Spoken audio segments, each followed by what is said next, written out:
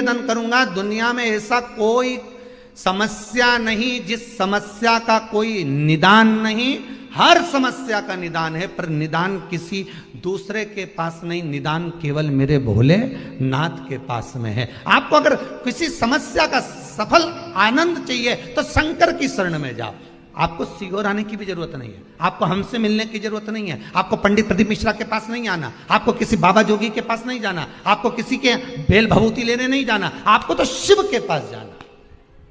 जो शंकर की वस्तु है उसको स्वीकार करो, बस शंकर की वस्तु को स्वीकारिए, शंकर की वस्तु को स्वीकार करना चालू करो। अरे भाई, शिव महापुराण की कथा तो यहां तक कहती है, यहां तक वर्णन कर रही है, जिस व्यक्ति की नौकरी नहीं लगती, सर्विस नहीं लगती, हर जगह पर अप्लाई कर रहा है, बार बार इंटरव्यू देने जा रहा है, लगातार उसको अगर सफलता प्राप्ति नहीं हो रही है तो धतूरा ढूंढो। धतूरा कहीं बाजार में नहीं मिलेगा, किसी वृक्ष से धतूरा तोड़ लिया, कुछ मत चढ़ा, तू शंकर जी के मंदिर में जाकर तेरा नाम और गोत्र बोल और शिव जी को धतूरा चढ़ाना चालू कर दे और बाबा से विनती कर, धतूरा चढ़ाना चालू कर। अब धतूरा कोई बहुत कीमती होता है क्या? बहुत पैसे का मिलेगा क्या? कहीं पे भी मिल जाएगा। धतूरा तोड़ और चढ़ा शंकर जी को। रोज नियम बना ले कि एक धतूरा मैं शंकर जी को चढ़ाऊंगा, प्रतिदिन चढ़ाऊंगा, शिव जी से जाकर निवेदन करूंगा प्रतिदिन। शंकर जी की प्रिय वस्तु में धतूरा, बेलपत्र आदि कादि की तो है, क्या है? चढ़ा रोज एक धतूरा, फिर वही धतूरा जिसकी यहां तू इंटरव्यू देने जा रहा है उसी के सिर पे चढ़ गया। जो तूने शिव जी के चढ़ाया वही धतूरा वहां चढ़ा है, तू क्यों चिंता करता है? बच्चे अगर हार रहे हैं, एग्जाम दे रहे हैं, कंपटीशन एग्जाम में बैठ रहे हैं, परीक्षा दे रहे हैं, बहू भी एग्जाम दे रही है, बेटे भी दे रहे हैं, बार बार इंटरव्यू देने जा रहे हैं, हारना नहीं है। शंकर पर विश्वास रखो, भगवान शिव का स्मरण कर कर, शिव का अनुमोदन कर कर, शंकर का भजन कर कर, शिव नाम का स्मरण कर कर जाओ तो सही।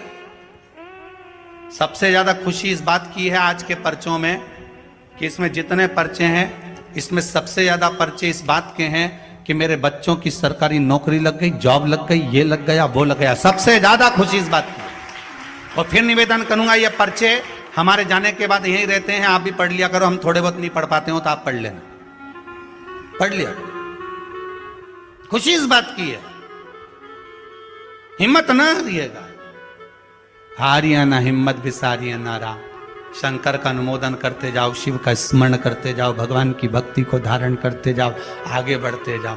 एक बात याद रखना, अगर किसी एग्जाम में बैठ रहे हो, बहुत बार बैठ चुके हो, नहीं हो रहा, तो कच्चे दूध में थोड़ी सी काली मिर्च को पीस कर डाल लीजिए। फिर काली मिर्च आ गई, ध्यान रखना। कच्चे दूध में थोड़ी सी काली मिर्ची को पीस कर डाल लीजिए। महाराज, थोड़ा सा कच्चा दूध बेलपत्री के पेड़ के नीचे समर्पित कर दीजिए, अपना नाम और गोत्र बोलकर। थोड़ा सा कच्चा दूध उसी में से शंकर भगवान को चढ़ा दीजिए। फिर एक कलश जल का साथ लेकर जाइए, जो शंकर भगवान पर जल चढ़ा कर आइए। फिर जिस एग्जाम में जा रहे हो उसमें आप चले जाइए, बाबा आपको सफलता प्रदान करेगा ही, ये पक्का। काली मिर्च शत्रुओं का नाश करती है, आपको बल प्रदान करती है कि आप जिस परीक्षा में बैठने जा रहे हो, आप जिस जगह पर भगवान का अनुमोदन करने जा रहे हो, आप जिस जगह पर कंपटीशन एग्जाम में बैठने जा रहे हो, वहां सफलता देगी वो आपको। अगर कहीं भटक भी गए, हट भी गए, तो वो सफलता देगी। अभी कुछ दिन पहले की बात है, आगरा के अग्रवाल जी का बेटा, उनकी बहन ने फोन करा था कि गुरुजी से इतना बोल दो कि हमारा भाई वो कौन बनेगा, करोड़पति में जाना है, उसका नाम आना चाहिए और बिल्कुल बस पहुंच जाना चाहिए। तो आशीष जी ने खबर करी कि गुरुजी वो बच्चे का सब दूर हो गया है, अब वो बिल्कुल, वो कौन सी सीट होती है, हाँ बस समझ जाओ, क्योंकि हमारे को तो एक ही सीट मालूम है, व्यास गाड़ी।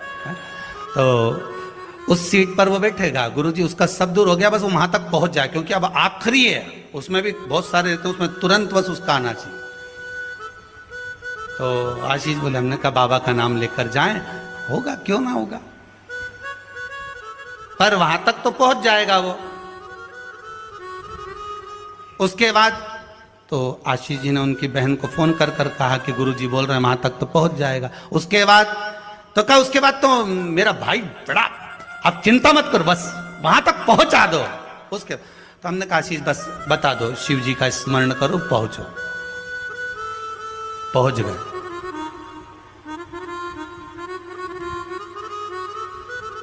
अब फिर बोली, बात याद रखना, गुरु कह रहा है कि पेड़ पे झंडा बांध दो। गुरु जी ने ऊपर चढ़ा दिया। उतरते समय उतरता गया, उतरता गया, उतरता गया, केवल 4 फीट की ऊंचाई बची थी, तो गुरु जी ने कहा वहां पांव रख ले, मां कोटर पकड़ ले, मां हाथ रख ले। चेले को गुस्सा आ गया, बताओ मैं इतनी ऊपर से नीचे तक उतरा तो गुरुजी एक शब्द नहीं बोला, और अपने आप को गुरु पद दिखाने लगे। नीचे आ गया, नीचे उतरा तो गुस्से में लाल हो गए। गुरुजी ने पूछा, बेटा आराम से उतर गया? हाँ गुरुजी, पर आपकी ये बात बहुत गलत लगी मुझे। कौन सी? मैं इतनी ऊपर से नीचे उतरा, आपने एक बार भी नहीं कहा कि वहां हाथ पकड़ ले, कि वो कोटर पकड़ ले, कि वो डाली पकड़ ले, और केवल जरा सी दूरी बची थी, जब तो मैं ही उतर जाता। तो आप बताने लगे कि कोटर पे पांव रख लेना, डाली पकड़ लेना, नीचे उतर जा, आराम से देख के उतरना, संभल के उतरना। गुरुजी बोले, भैया बात इतनी सी है, जब व्यक्ति मंजिल तक पहुंचता है और मंजिल से जब नीचे उतरता है तब उसको डर लगता है, भय लगता है, कैसे चढ़ूंगा, कैसे उतरूंगा। जब मंजिल करीब में होती है, घर पास में होता है, तो गाड़ी की स्पीड भी तेज कर ली जाती है। अब तो 3 किलोमीटर बचा, और मालूम पड़े वो 3 किलोमीटर के बीच में ही गाड़ी के सामने सुअर आ गया, तो विचार करिएगा जरा, बहुत सोचने वाली बात है।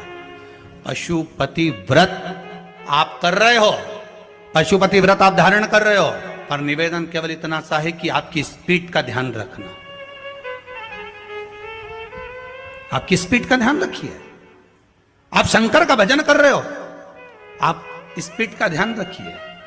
कहीं हमारे व्रत में, हमारी पूजन में, हमारे भगवान की भक्ति में कहीं अहंकार तो नहीं आ गया?